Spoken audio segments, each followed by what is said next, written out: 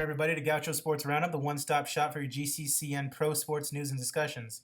I'm Adrian Palau, and joining me is co-host Seth Askelson. And Seth, a lot of things going on in the world of sports lately, so let's get things started with GCC. Women's soccer lost last week to Arizona Western by a score of 2-1. A Nation Naylor scored the lone goal for the Lady Gauchos. However, they picked things right back up later on in the week by getting a win over Cochise 3-0. Caitlin Kelsey scored a goal in the 37th minute, and Naylor scoring a brace.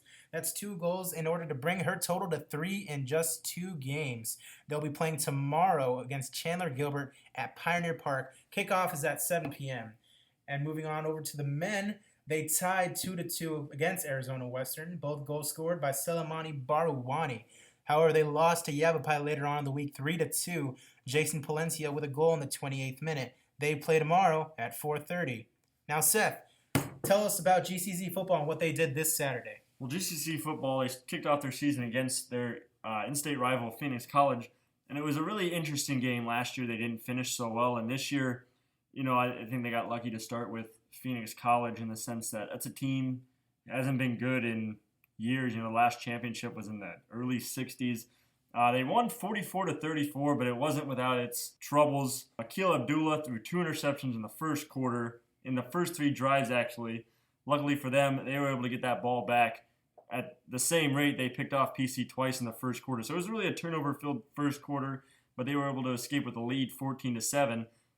They brought in Jamon Jones to replace Akil Abdullah, and he really played well. He had 3 touchdown passes, ran in for 1, 286-yard passing. He did throw an interception in a half, and that was an interesting decision. Is he throws that interception before halftime, and then Abdullah comes back out as the starter, and it was really a questionable decision as Jones really had the offense rolling, and even though he threw that interception at the end of the half, you really thought he would have come back out, but eventually he made it back onto the field, ran one in, threw for another.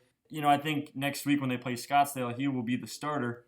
Running back-wise, on 15 carries for 126 yards was Marquise Page and a touchdown. And then receiving, DeLon Perkins had 5 receptions for 145 yards and 2 touchdowns. Now the defense was able to come up with 4 turnovers, but defensively it still wasn't that great. They still allowed 34 points, 230 yards passing. Rushing-wise, Pavone Myers had 14 carries for 119 yards and 2 touchdowns. Israel Simpson had 203 receiving yards and 3 touchdowns. Quentin Garrett had 2 reception touchdowns.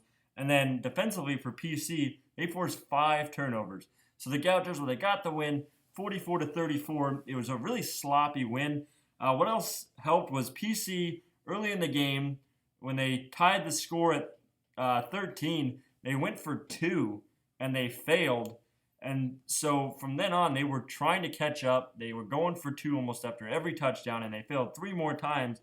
So really they left 4 or 5 points on the board, and it really could have changed play calling for PC. It really could have changed the way they approached the game. So it was really tough for them. Also, on Wednesday earlier that week, volleyball got started against the same Phoenix College Bears. Adrian?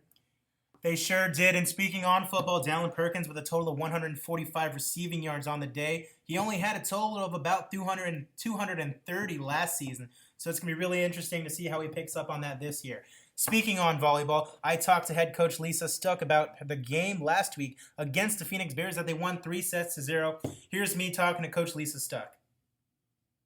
So last Wednesday, you got your first win of the season in the first game over the Phoenix Bears, 3-0. How does it feel to enter into the season with a relatively easy win? It feels great. A win always feels great. All right, and how are the new members of the roster shaping into the team, and who would you say is a freshman to look out for this season? Well, we have a lot of returners this year. We only have about 4 newcomers. But the newcomers are playing important positions. We have 2 freshman setters, actually 3, and 3 newcomers in the setting position, and an outside newcomer and a libero newcomer. So they're adapting. They're getting used to the speed of the game, which is quite a bit different from what they're used to, and they've been getting some playing time, so that's always good. And going off on that tangent, just about all the players from the national championship team from 2 years are gone. So who does the team now look to for motivation and hopes of achieving the same feat, apart from maybe yourself?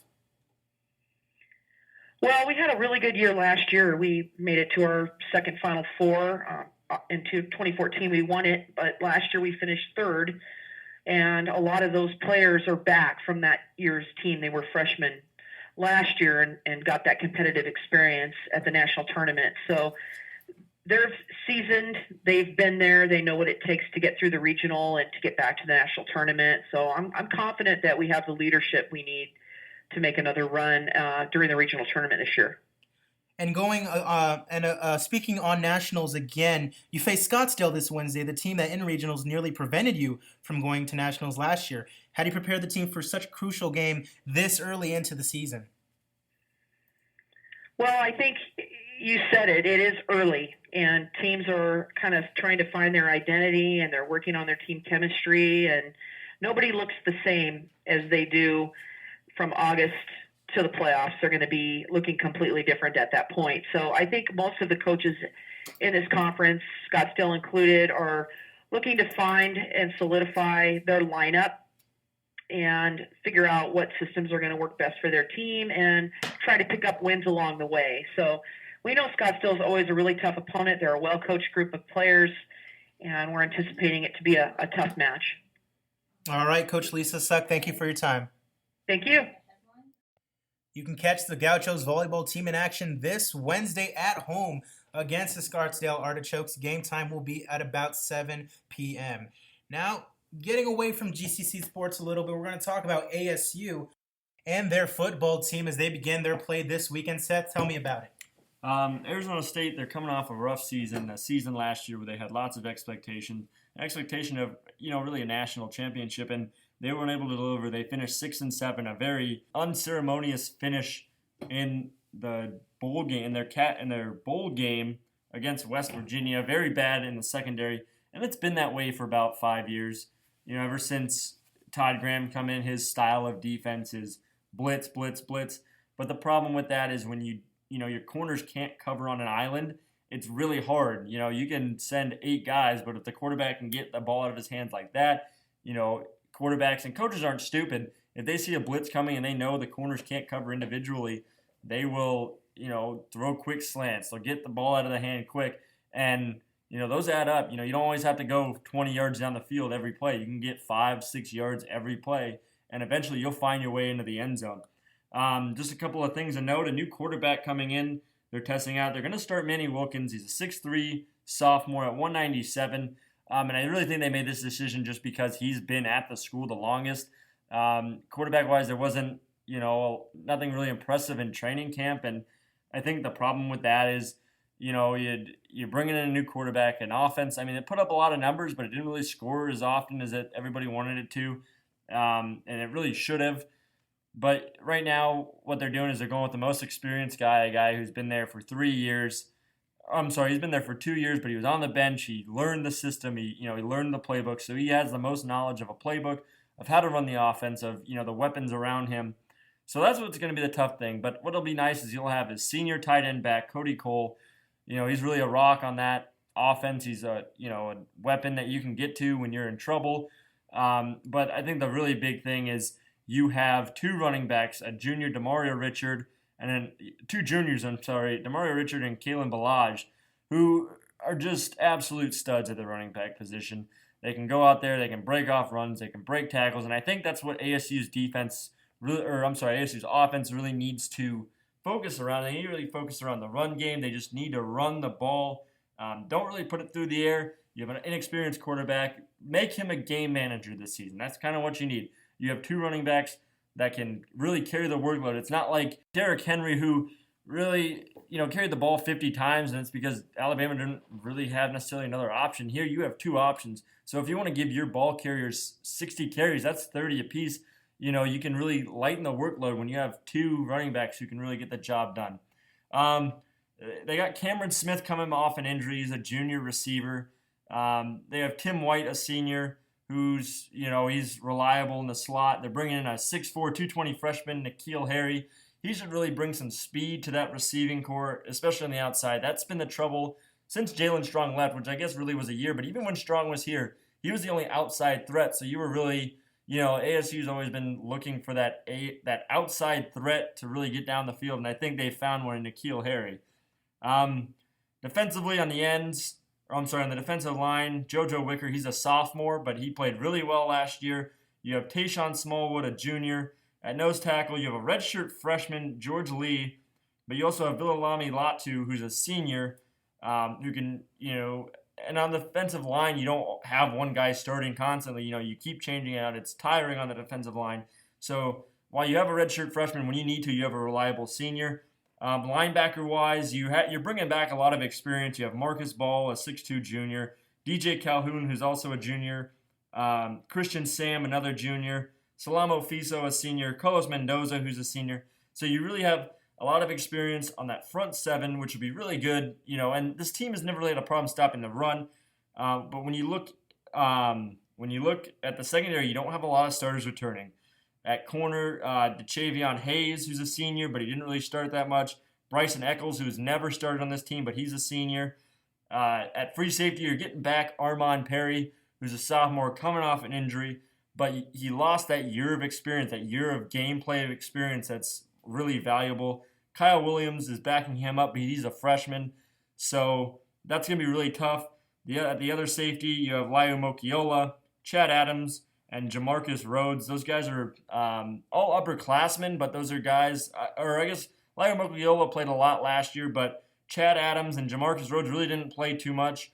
And it's, like I said, that experience is valuable. The other corner is Kareem Moore, 5'11 sophomore. He was on this team last year, but the thing is he's a converted running back, and that's, luckily he's a sophomore. It's not like he's a senior that just converted from running back. I think it'll be interesting. I think he'll get picked on a lot, and, hopefully over the experience of the season, he'll learn, what to do, what not to do, how to become a better corner, especially transitioning to another side of the ball. Special teams-wise, you're bringing back two seniors, Zane Gonzalez, Matt Hack. So, you hope the kicking game isn't a problem, especially because defensively you're really unsure about what you're going to do. So, Seth, talk to me about this schedule, because realistically we're looking at Northern Arizona the first week, and it's got to be a tune-up game for them. So tell me what their first real task is going to be, because I look at this schedule, and their first true test is going to be on the road at the Memorial against USC Saturday, October the 1st. So tell me about the Pac-12 and what they should be looking forward to this season. I think it's a Pac-12 South that's easily winnable. There's not really a favorite team. I guess the two favorites would be USC, UCLA. ASU can beat USC. They can compete with USC. Last year, just turnover after turnover after turnover killed them at home. But remember, the last time they were in the Coliseum was the J.O. Mary. So anytime ASU goes to USC, they usually pull something magical out. And recently, ASU's really dominated this series. They got Lane Kiffin fired, then the J.O. Mary. But they really need to erase what happened last year. I think it's going to be interesting to see what they do against Texas Tech. Expect a lot of scoring, so get ready to stay up late that night. The game's going to take forever, but I think, you're really going to see what they can do against a, not necessarily top flight opponent, but it's a team that's equivalent to them, kind of a middle of the road, upper conference, Power 5 conference team. So it's something you really got to look at. You hope you're ready by then. I think that's really going to be the biggest test defensively. Texas Tech has a lot of offensive firepower. It's a team that can get down the field, get all over this defense. A defense who, the last time they played a Big 12 team was West Virginia in their bowl game, and they put up 70 points on them. So it's really going to be a tough test for a young secondary, just inexperienced. And I think that's what this game against NAU is going to help. It's going to get some stuff on film. You're going to get stuff on film. You're going to learn what you did right, what you did wrong, and I think it'll be very good. And I think that the game after that against Texas San Antonio almost serves the same purpose. Team who's Division I, but 3-9 last season, just came to Division I about 3 years ago. It's another chance to, not only do you get a game in Texas where a lot of good high school players are, but it's a chance to get more film, get more experience. When you get into conference season, you're going to play Cal, a high-powered offense, USC, a great team, UCLA, a great team. So their first three conference games are going to be tough. Yeah, speaking more on Texas Tech, they're a team from the Big 12 who historically seems to be more of a big defense-heavy team. So it's going to be really interesting to see how a Pac-12 team such as the ASU Sun Devils rely on their offense, considering that the Pac-12 is more of an offense-heavy conference. And you can see that Arizona State has the potential to score high-points games, just like they did last season against Oregon. However, they ended up losing that game 61. What was the final score of that one, Seth? 61-56 in triple overtime. And I think that's an interesting game to look at. That's a game where you see a defense that breaks down, a defense that just can't keep up. And I think that's the thing with Arizona State is I was at the USC game last year, and when you sit in the upper deck, you really see a lot more. And what you saw against USC is USC had just had better athletes. They were faster, they're quicker off the line, and that's something that ASU needs to compete. It's hard to compete with when you have USU wins all the national titles, but ASU just needs to go out and get better athletes. I think it's, they have the skill. The players they have are really good football players, but sometimes in college it's really a speed game when you look at teams like Oregon, USC, UCLA. So that's the thing they need to work on is, not getting beat. And I think defensively, you got to stop blitzing so much. If your corners can't play man coverage, if they're not quick enough or if they just can't do it, you got to have people helping out. You can't send 8 guys all the time, and you got to trust that your defensive line is going to get there. It's going to be really interesting to see how ASU gets on in the first year without Mike Bercovici. And keeping on with football, we have the Arizona Cardinals in the midst of their training camp. They just finished a preseason game this past weekend, losing to the Houston Texans. Although it's just a preseason, we got to stay a little bit concerned and talk about where this team is headed, getting blown out by the Panthers in their NFC Championship game. You can blame Carson Palmer's finger all you want, but Seth, let's talk about these Arizona Cardinals. How are they looking at the quarterback position? It's really interesting. Carson Palmer threw another 2 interceptions yesterday. Drew Stanton has been really bad. His, passes are sent, he's sending passes to West Africa. It's just, it's getting out of hand, and I know it's just the preseason, and, a prime example is that when the Lions went 0-16, they were 4-0 in preseason.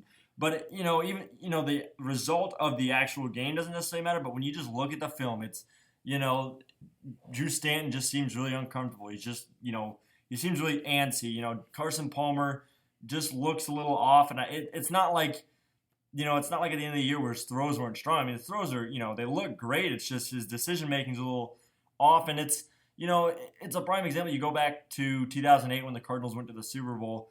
They played the Panthers in the divisional round, and they got to Jake Delhomme. They had 4 interceptions. They made him fumble once with 5 turnovers. And after that, Jake Delhomme was a mental mess. He was an awful quarterback. He was he was borderline elite. Everyone considered him such a great talent, such a great quarterback. And after that, he was just awful. And that's, you hope that doesn't happen to Carson Palmer. He threw 5 interceptions in that game. And you really just hope that doesn't happen to Carson Palmer. He doesn't have, a mental breakdown. He can stay at the level he was at last year. You got to start thinking that even if Carson Palmer's finger is not as bad as initially thought, they got to have a backup plan, and that does not seem to be Drew Stanton. Just look at the Cowboys. Tony Romo is going to be out for 6+ weeks, and we don't know if Dak Prescott is going to be ready for the big time. Was he great at Mississippi State? You betcha. But this is the NFL, and they got to have a preparation plan for something like this, and Drew Stanton or Matt Barkley probably is not going to be the answer. So let's talk about the defense, the Cardinals defense that no one necessarily wants to mess with. But how is the defense looking, Seth? It's not looking that great. You're looking at a situation where you don't have another corner opposite of Patrick Peterson. You have Justin Bethel, who's a special teams specialist, really. He's coming off a foot injury. He looked really sluggish. I really think he should play in this 4th preseason game. He said himself that he doesn't think that's a good idea, but, he looked really rusty. He looked really sluggish. You have a rookie, Brandon Williams, who's a converted running back when he was at Texas A&M. This is his 3rd year ever playing corner, and now he's at the highest level of football. And he's been getting burned in that first game. He got toasted by Amari Cooper on the first play. Michael Crabtree got him, and if Derek Carr could have hit Michael Crabtree again, it would have looked really bad for Brandon Williams. So you really have the problem at that second corner. You had Mike Jenkins, but he tore his ACL in that game on Sunday against the Texans. Safety-wise, you're looking to replace Rashad Johnson. It looks like DJ Swearinger might be there, but you get Tyrann Mathieu back. The problem with that is you got to see what he can do after his second knee surgery, and you want him to stay healthy. That's a concern. I know he's such a great player, and you want him on the field at all times, but the thing is, he hasn't played 16 games yet. I know it's only 2 years, but when you've had 2 knee surgeries in 2 years in the NFL, that's very concerning. So we'll see where he's at when he comes back. He was supposed to play yesterday, but he tweaked his ankle in warm-up, so he didn't play. And there's a lot of, just a lot of people banged up and hurt. Fitz hasn't played in the previous 2 preseason games. He's dealing with a hammy. You just hope that everybody's healthy when you start the season. And even if you go 0-4 in the preseason, it doesn't necessarily mean you're going to go 0-4 to start the regular season. And, of course, you're going to want a healthy Honey Badger to start out the season, just like you would want a healthy Carson Palmer, a healthy Larry Fitzgerald, and a healthy, strong safety core, healthy safety core all around. And let's talk about the defensive line, because going into the offseason, that's where the Cardinals needed to improve the most. They got their first-round pick in Robert Nkemdiche, but will he contribute this season? That's going to be a question that is going to take a lot of time to be able to answer, because it is his rookie season. And Seth, what's your opinion on Nkemdiche? I think it'll be interesting. He's going to really have to play behind Calais Campbell and Chandler Jones. They have Jones listed as an outside linebacker, but they really have him, down on the line. I think he'll be good. He's a guy that can really get inside guards. He can rush the passer. He's a great pass rush. And, as long as you're disrupting the passer, sacks are a big stat, and everybody looks at sacks and how productive are defensive linemen. But sometimes you really got to look at the tape. Are they disrupting passes? Are they getting the quarterback's face? Because the quarterback has the option to throw it away. It's not like the quarterback just has to go down when somebody grabs him. So you just got to see, how you really got to look at how many pressures each guy has. You got to look at the pressures each defense gets.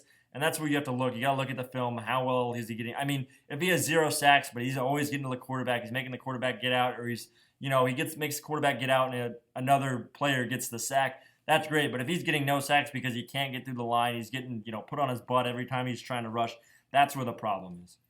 All right, so keeping on with football after getting done talking about the Cardinals, thank you, Seth, we're going to talk about the Arena Bowl 29, which was here in Glendale, Arizona. The Arena Bowl 29. We had the Philadelphia Soul taking on the Arizona Rattlers, and the Soul came out with a victory. A lot of turnovers from the Arizona Rattlers, and the Philadelphia Soul pick up the win, 56-42, to become Arena Bowl 29 champion. Seth, you were there in person. How did the game turn out? It was not good for the Rattlers. The score was a lot closer than really what it should have been. They were down 21-0 within 7 minutes. They chose to kick the ball off, which is, it's good. You get the ball after halftime.